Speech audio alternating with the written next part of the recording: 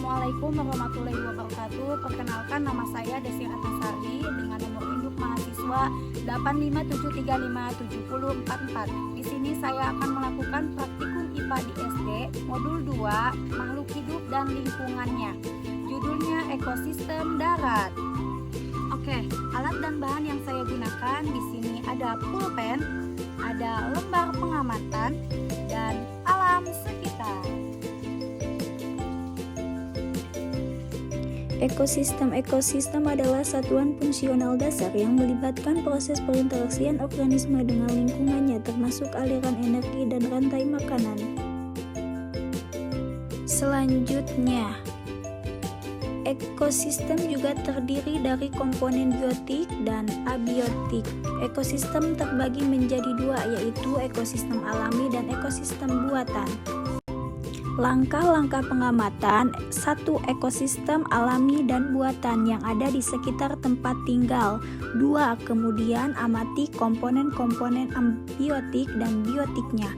3. Catat semua komponen yang ada di sekitarnya.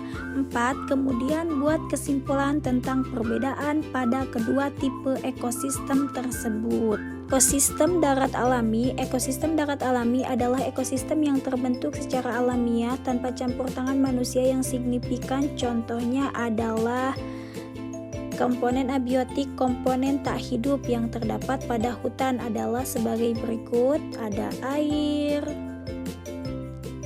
tanah, suhu udara dingin, cahaya matahari, batu, suhu udara dingin. Komponen abiotik, komponen tak hidup yang terdapat pada hutan adalah sebagai berikut. Pohon jengjeng, pohon coklat,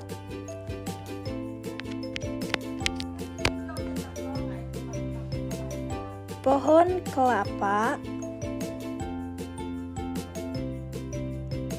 rumput, belalang, semut, burung,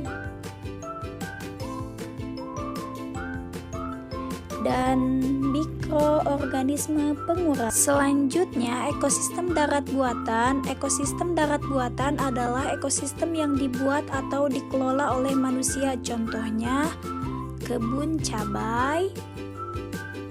Komponen abiotik, komponen tak hidup yang terdapat pada kebun cabai adalah sebagai berikut. Ada air,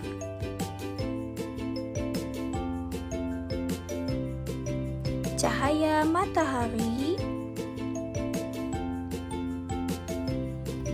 tanah,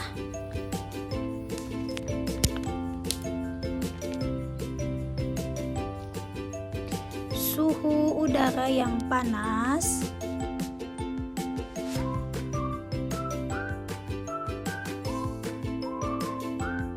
biotik.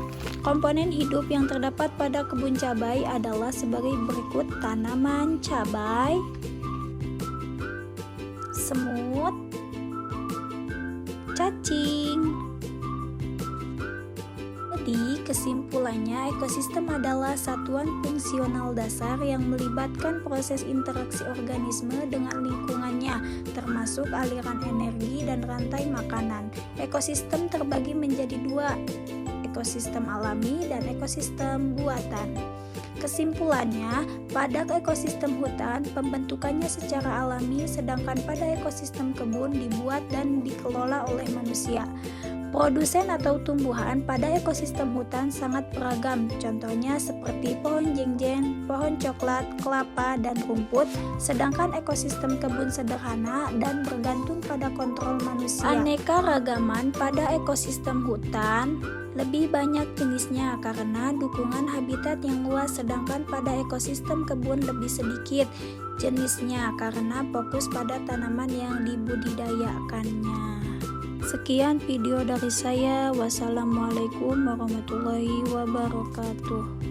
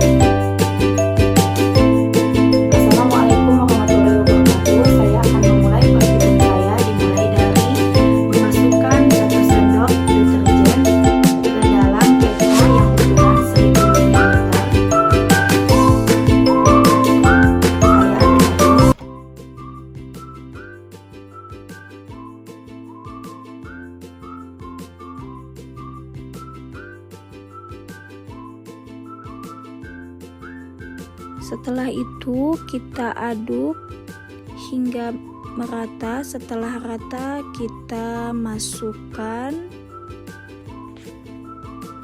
Setelah itu saya akan memasukkan air yang sudah dicampur dengan deterjen ke dalam botol yang berukuran 100%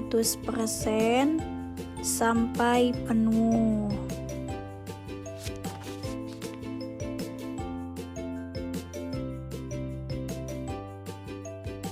Lalu kita tambahkan air hingga 1000 ml.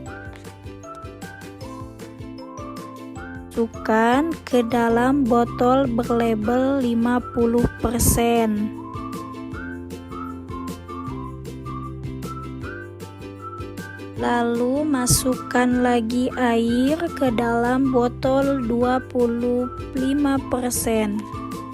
Nah, setelah itu kita lakukan langkah yang sama seperti sebelumnya, yaitu menambahkan air hingga sampai 1000 ml, lalu kita masukkan ke dalam botol selanjutnya, itu 12,5%.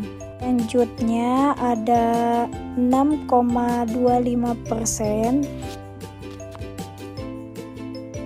Setelah sampai botol yang berlabel 3,1%, kita masukkan air PDAM 100% ke botol yang diberi label kontrol. Tidak boleh dicampur dengan deterjen, hanya air PDAM saja.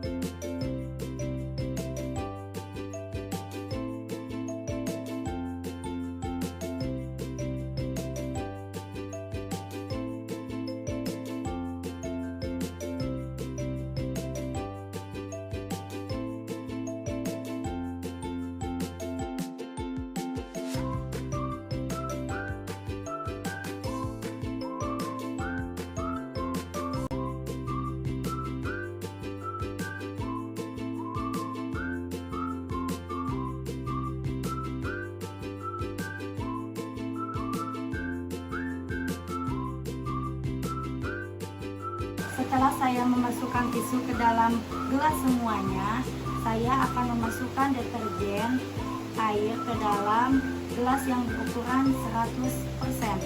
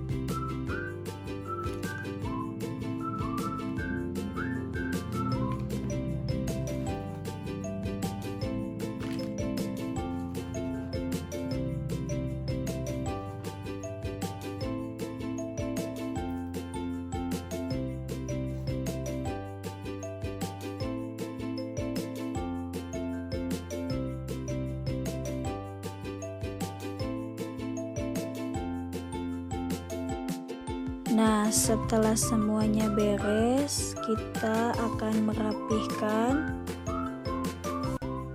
biji kacang hijau yang sudah di dalam gelas plastik.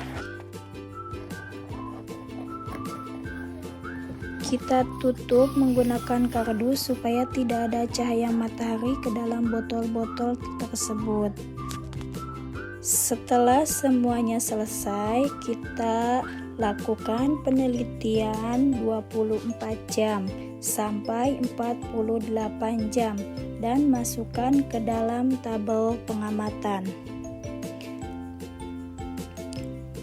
Kegiatan praktikum ini bertujuan untuk mengamati pengaruh deterjen terhadap pertumbuhan akar kacang hijau.